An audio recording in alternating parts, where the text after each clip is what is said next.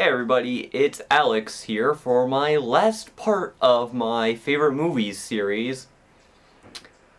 And I'm really going to try to fit this all into one video. I'm going to try to do a little less rambling this time. If it happens, I apologize, but anyway, let's move on.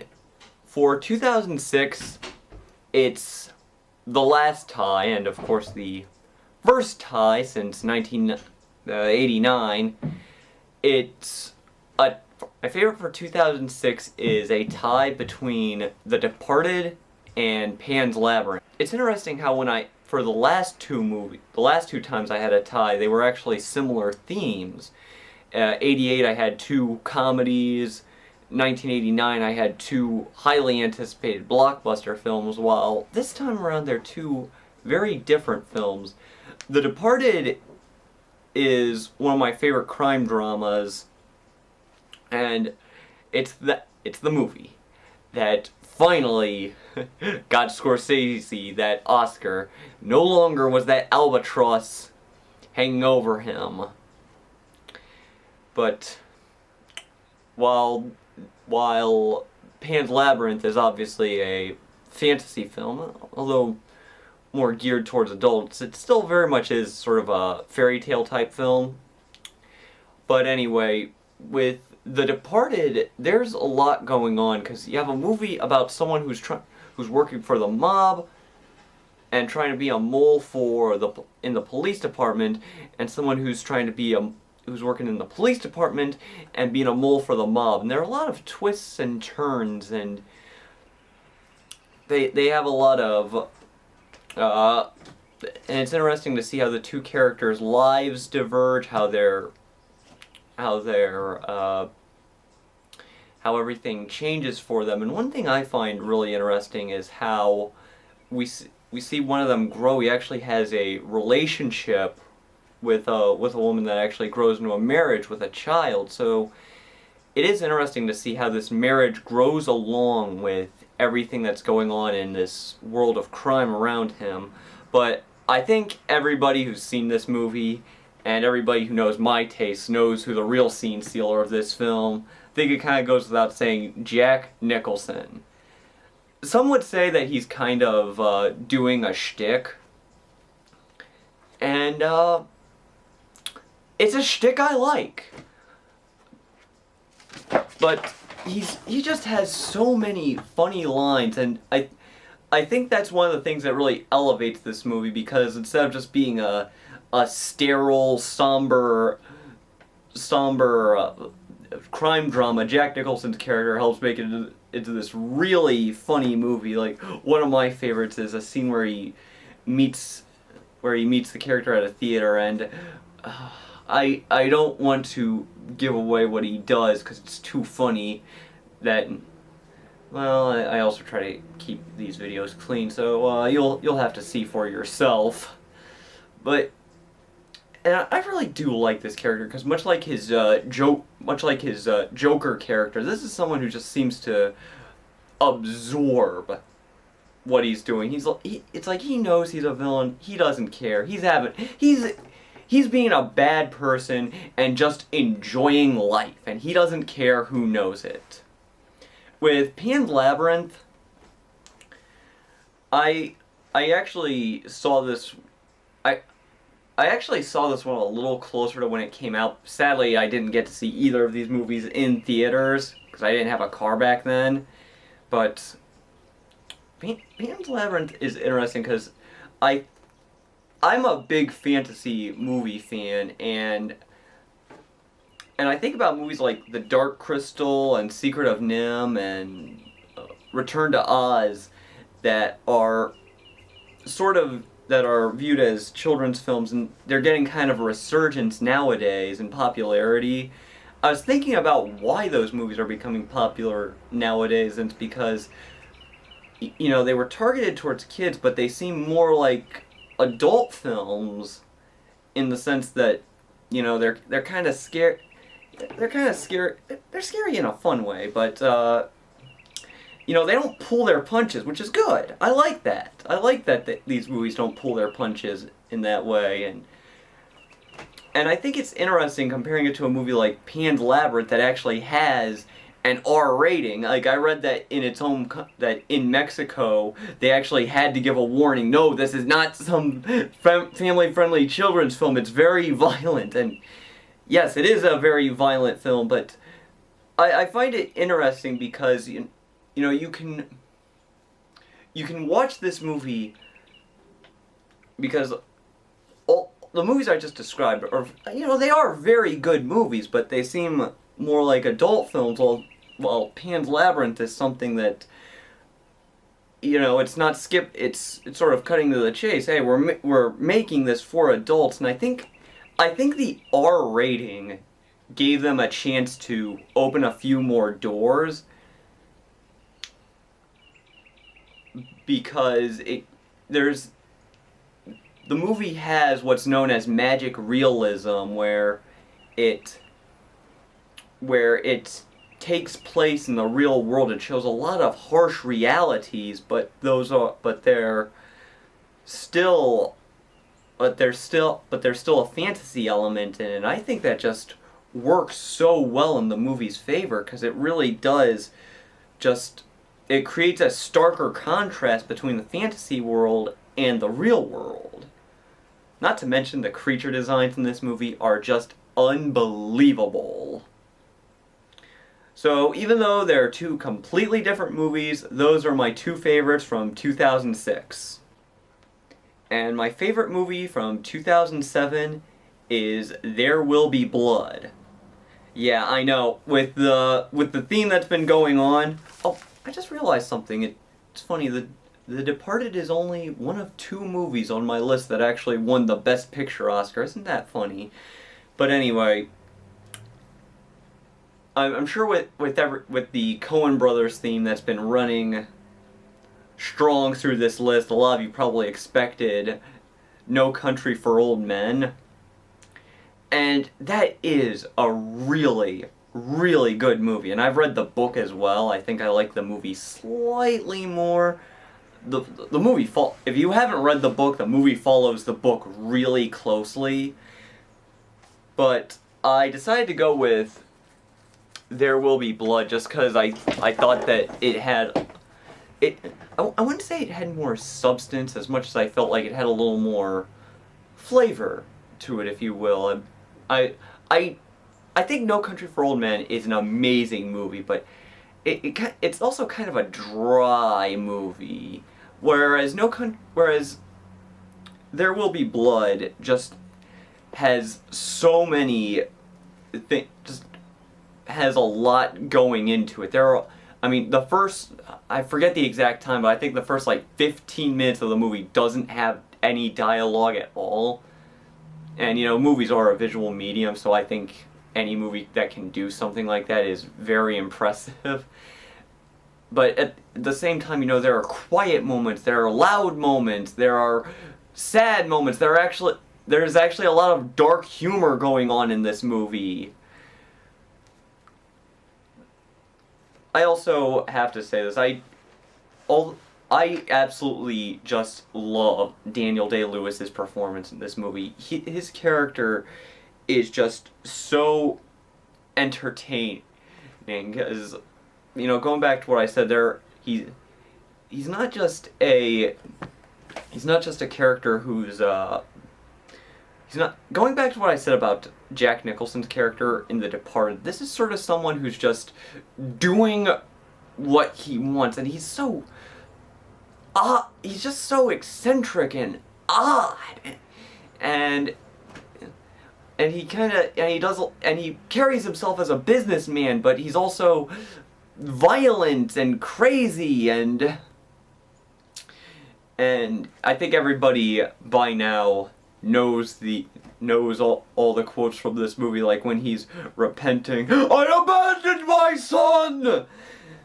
And mild spoilers, but as I said in an article I wrote recently, who doesn't know by now how this movie ends? He's like, you have a milkshake, and I have a milkshake. I have a straw. watch it. I have a straw that reaches across the room, and I drink your milkshake. I drink it up. I just love that about this movie. It's so bombastic at times, and it has a very eclectic score, and it's not afraid to be funny at points. This is a very risk-taking movie, and I think most of the risks pay off. My favorite movie from 2008, I'm sure a lot of you saw this one coming, was The Dark Knight. I remember, although I've warmed up a lot more to Batman Begins, I have to confess I wasn't as crazy about it when it first came out. I watched it again recently, and that's what made me realize, wow, this is a really good movie. But for me, it's one with Batman Begins. It's sort of like, now that the dust has cleared a bit, I can now really see what a good movie it is. But The Dark Knight, I remember being so pumped for this movie before it came out. Because the thing, I liked Batman Begins, but at the same time, I still thought it had a few flaws. But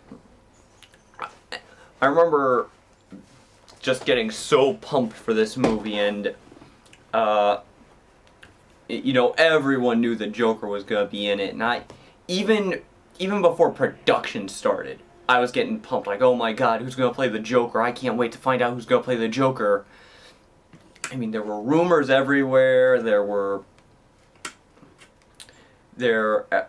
People were talking about their fantasy picks for who they wanted to play the Joker. When Heath Ledger was announced to play the Joker, I had to admit I was surprised, because I knew his work from A Knight's Tale and 10 Things I Hate About You. So I was really surprised when I heard he played the Joker, and even more surprised when I finally saw his performance. I mean,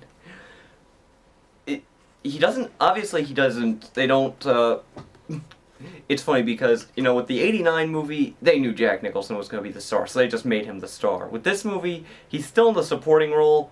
Guess what? He's still the star of the movie.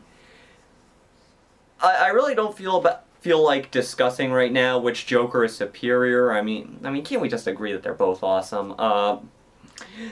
But Heath Ledger's Joker was just so surprising, and Movie Fan 12 said this in his video, and it's how I feel.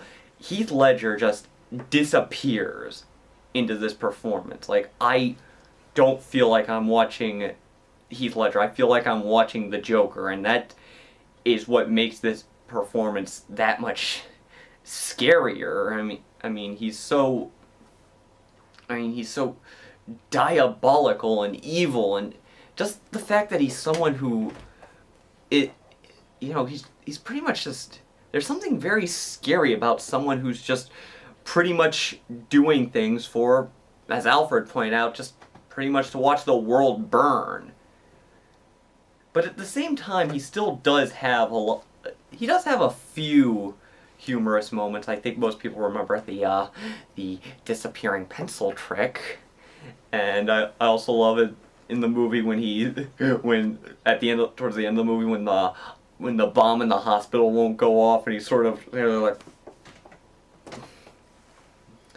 But yeah, I think most people know how fond I am of this, especially since I did the video where I recited the knife speech when the Joker meets Rachel. I can't believe I blinked out on her name. I was like, oh, you see, I had a wife who was beautiful, like you, who says I worry too much, who says I need to smile more, who gambles and gets in deep with the sharks. Yeah, absolutely love this performance. I'm really glad Heath Ledger won the Oscar for this, but even looking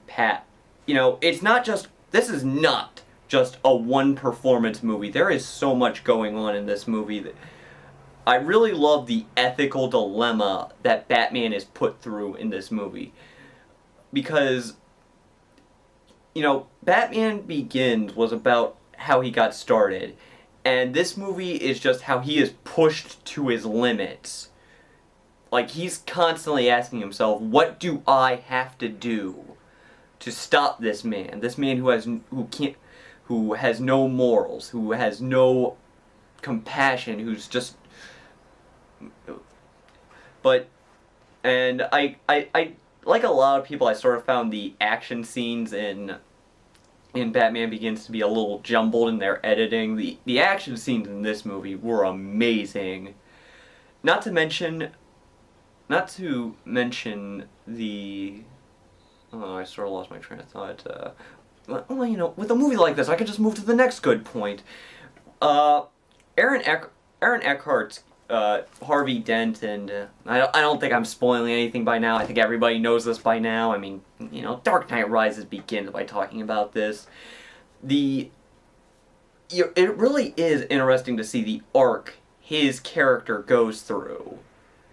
And, oh crud, I don't have anything to cover myself with. I actually like Batman Forever, but the one criticism with that movie I do agree with is I really do not like Tommy Lee Jones's hammy Two-Face. And even though he only appears in the third act of the movie, Aaron Eckhart's Two-Face was just so good. It's like, yes, this is the Two-Face I've been waiting for. Not to mention, I was on the edge of my seat when I saw this movie. Like, I rarely get put into suspense, but that third act, I remember some people have criticized it for being overkill, and it's like, seriously, it's like, you know, you got so many things going on at once.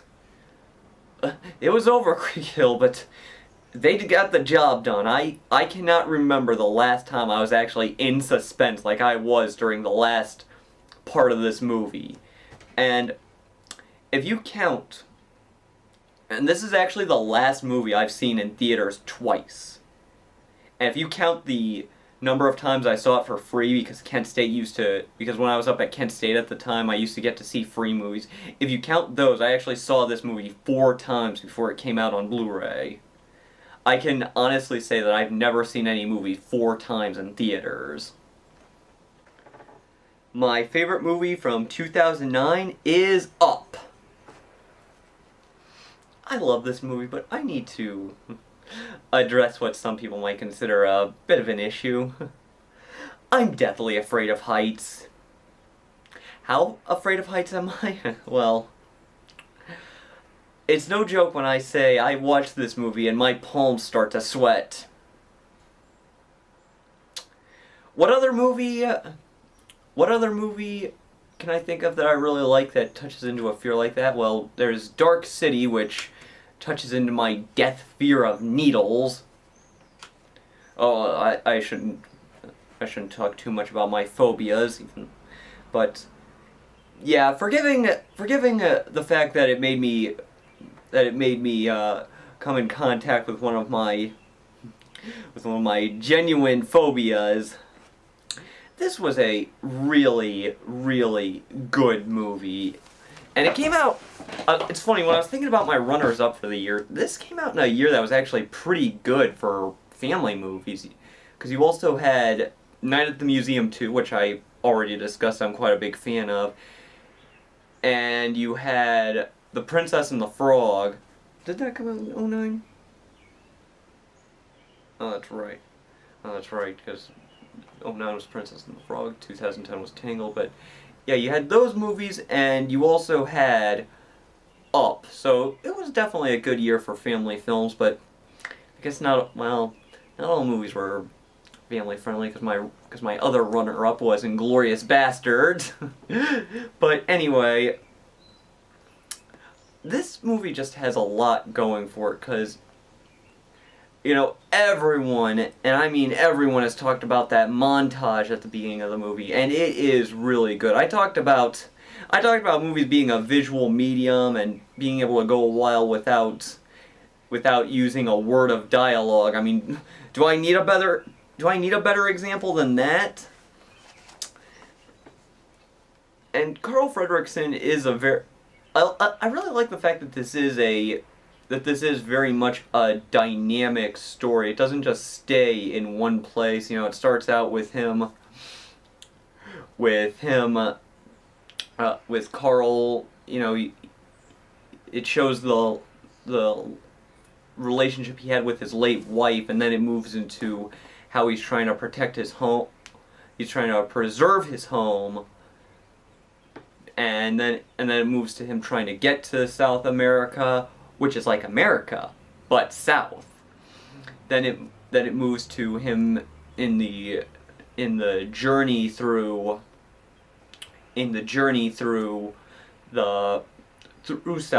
Paradise Falls, and then it moves to his battle with his old hero. There's so much going on in this movie, but you know, you got some great characters. Carl is a very likable character. He's kind of crotchety, but you know he has a good heart, and you know why he's that way. I mean, he lost his wife. He has a building being built around his house. Of course, he's gonna be kind of cranky, and the kid that comes along. I really like this kid. Kids are always hard to do in movies, and the fact that he's kind of supposed to be a little irritating. Two things that are always hard to do, and I think they pulled them off well. I just like the fact that he really comes off like a real kid. You know, like when he says, "Hey, it was a good idea to take your house with you. That way you have your TV and everything." It's like, you know, I probably would have said that sort of thing when I was a kid. I like the villain because he's not... Pixar movies are always really good with villains because... I'm trying to remember who said it. I actually saw this in the behind the scenes for Up, but he says that he doesn't believe in the villain in the traditional sense because he always believes that these people have some good with him. And this is sort of someone who just had his life. He wasn't a bad guy at heart, but he kind of just got pushed into doing bad things. I find that very interesting. That's not something you see a lot. And like any Pixar movie, this is a very funny movie. And, well, to quote Forrest Gump, that's all I have to say about that.